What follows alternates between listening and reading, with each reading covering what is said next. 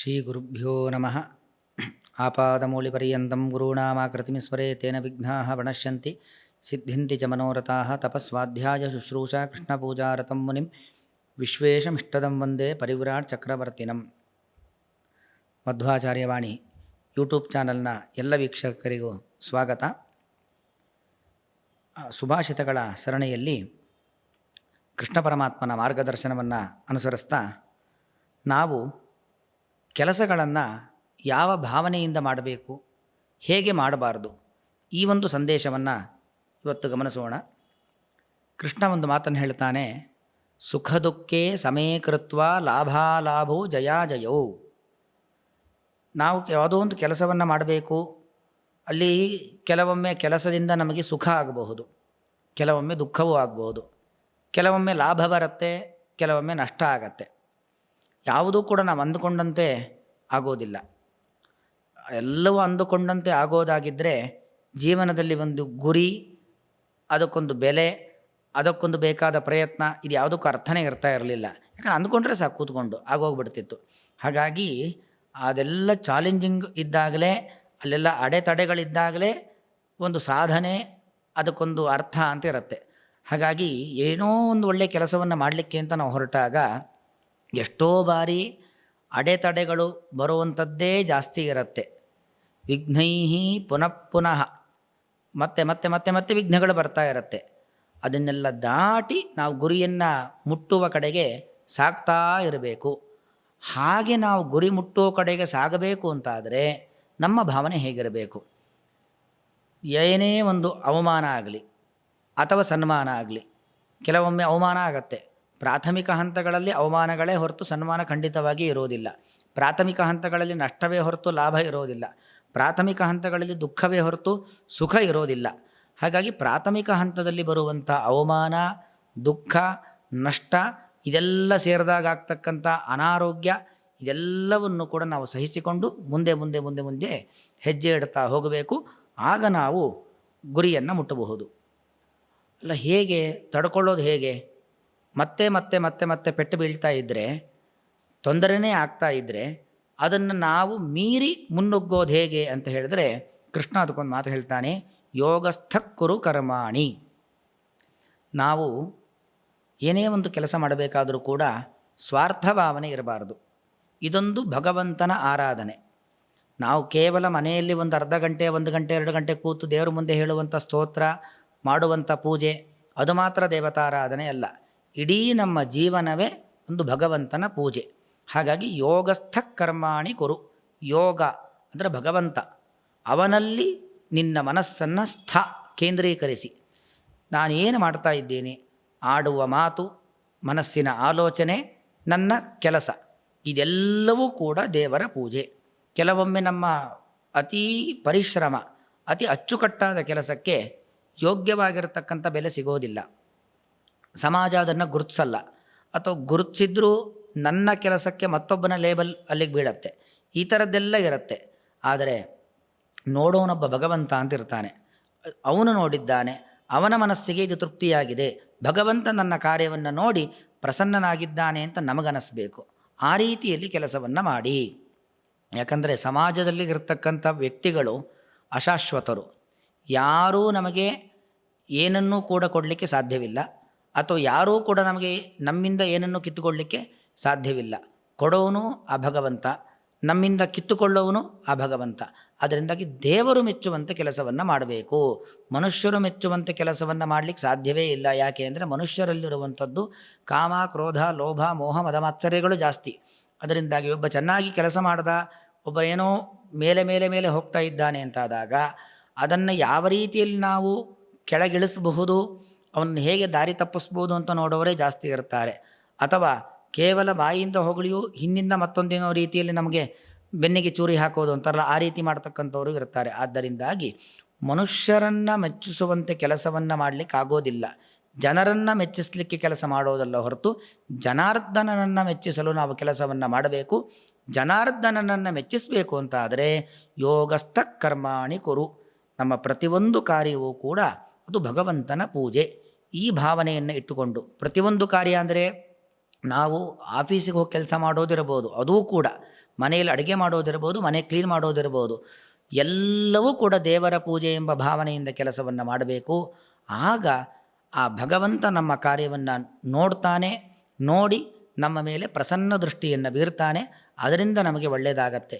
ಹೀಗೆ ದೇವರು ನಮ್ಮ ಮೇಲೆ ಅನುಗ್ರಹ ಮಾಡ್ತಾನೆ. ದೇವರ ಅನುಗ್ರಹ ಸಂಪಾದನೆ ಮಾಡಲಿಕ್ಕೋಸ್ಕರವಾಗಿ ಈ ಕಾರ್ಯ ಎಂಬತಕ್ಕಂಥ ಭಾವನೆ ನಮಗಿರಬೇಕಾದದ್ದು.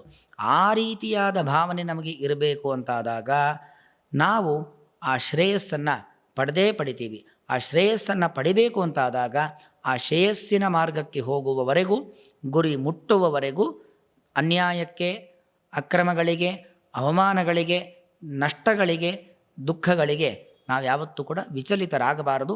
ಅದೇ ರೀತಿಯಲ್ಲಿ ಮುಂದೆ ಮುಂದೆ ಮುಂದೆ ಸಾಕ್ತಾ ಹೋಗಬೇಕು ಎಂಬತಕ್ಕಂತಹ ಮಾತನ್ನು ಶ್ರೀಕೃಷ್ಣ ಪರಮಾತ್ಮ ನಮಗೆ ತಿಳಿಸಿಕೊಡ್ತಾ ಇದ್ದಾನೆ. ಆದರೆ ಹೀಗೆ ಮುಂದುವರಿತಕ್ಕಂಥ ಸಂದರ್ಭದಲ್ಲಿ ಯಾವತ್ತೂ ಎಚ್ಚರಿಕೆ ಇರಬೇಕು. ಹಾಗಾದ್ರೆ ಎಲ್ಲವೂ ಕೂಡ ದೇವರ ಪೂಜೆ ಅಲ್ವಾ? ನಾನು ಒಳ್ಳೇದು ಮಾಡಿದ್ರೂ ದೇವರ ಪೂಜೆ, ಕೆಟ್ಟದ್ದು ಮಾಡಿದ್ರೂ ದೇವರ ಪೂಜೆ. ಹಾಗಾಗಿ ಕೆಟ್ಟದ್ದನ್ನೂ ದೇವರ ಪೂಜೆ ಅಂತ ಮಾಡ್ಕೊಂಡು ಹೋಗಿಬಿಡೋಣ, ಅಥವಾ ಕೆಟ್ಟದ್ದೋ ಏನೋ ಅಲ್ಲಿ ಆಕಸ್ಮಿಕವಾಗಿ ಆಗೋದಂತಿದ್ದರೂ ಕೂಡ ನಡ್ಕೊಂಡು ಹೋಗಿಬಿಡಲಿ ಅಂತ ಹೇಳಿದ್ರೆ ಅದು ಕೂಡ ಯಾವತ್ತೂ ಆಗಬಾರದು. ಅಕೀರ್ತಿಂ ಚಾಪಿ ಭೂತಾನಿ ಕಥಯಿಷ್ಯಂತಿ ತೇವ್ಯಯಾಮ್.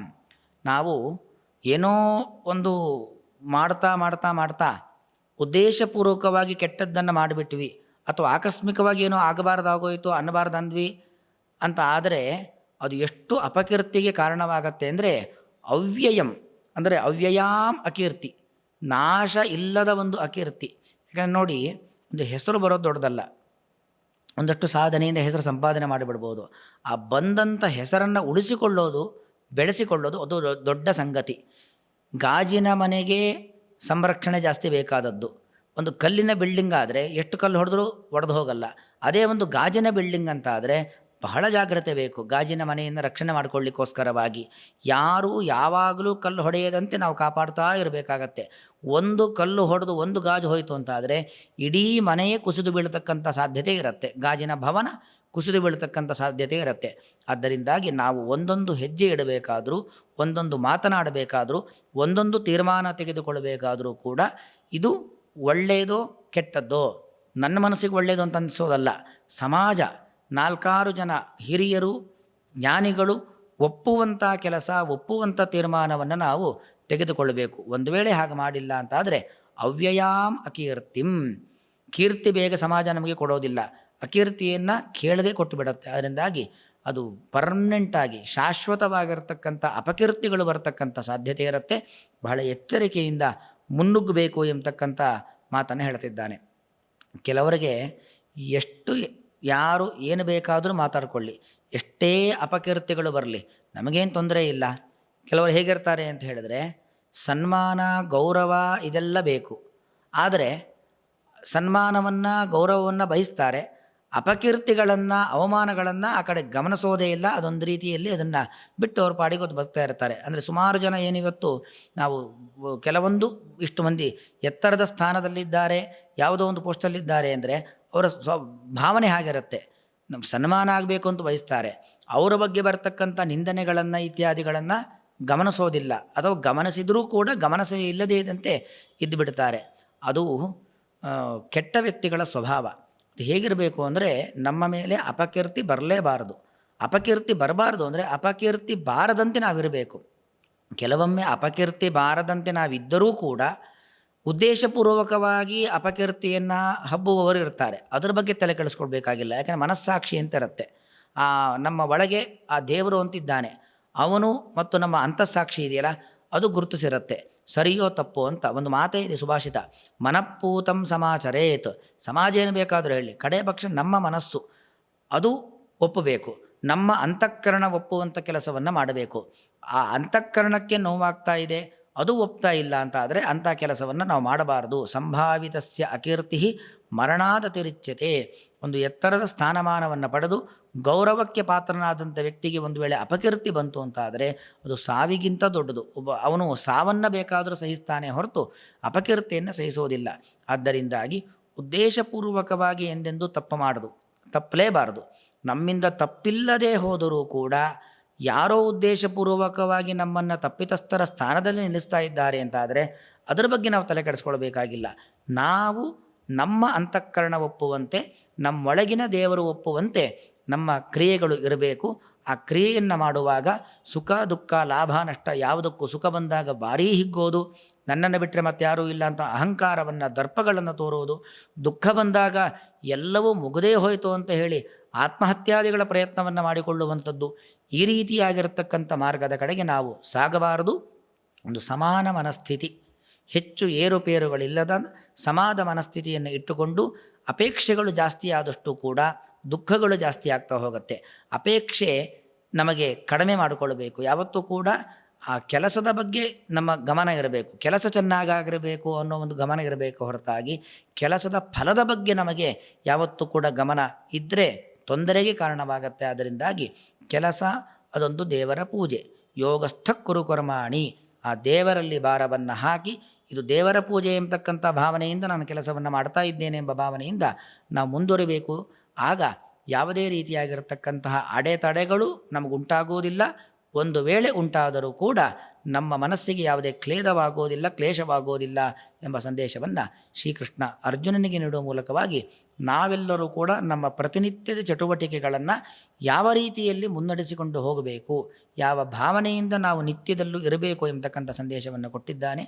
ಶ್ರೀಕೃಷ್ಣಾರ್ಪಣಮಸ್ತು.